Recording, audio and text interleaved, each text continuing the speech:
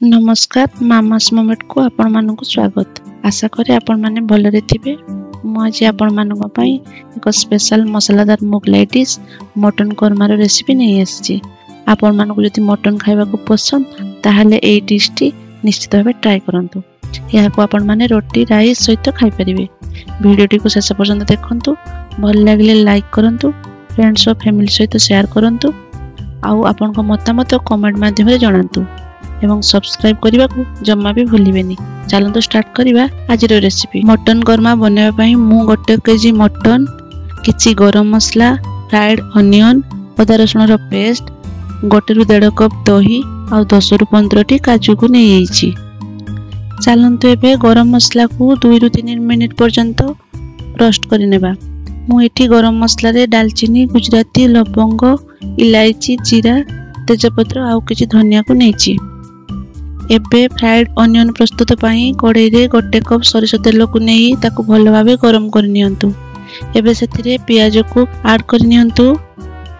मु एठी 1 KG mutton पाई 300 रु 350 ग्राम प्याज नैछि।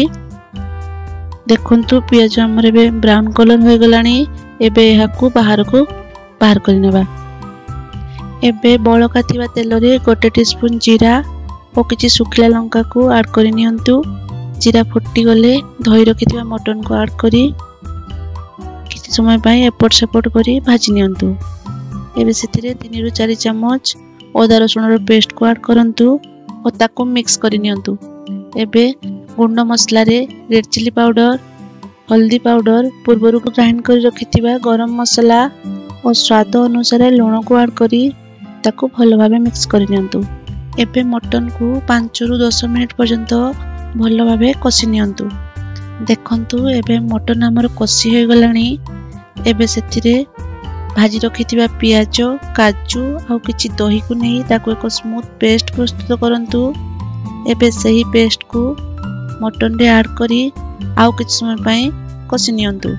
एबे मटन को सिजिबा पई सेथिरे किछि गरम पानी को देई ताको भल भाबे मिक्स करि नियंतु।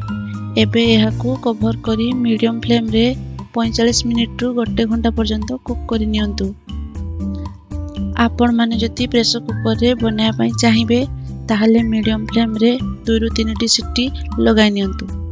देखंतु एबे हमर मटन सिजी गलानी आ कलर भी चेंज होई गलानी। एबे सेतिरे किछि कोटा धनिया पत्र को ऐड करि नियंतु। देखंतु एबे हमर प्रस्तुत होई गला मटन कोरमा। एहा को आपण माने राइस किबा रोटी परोटा सहित खाइ परिबे।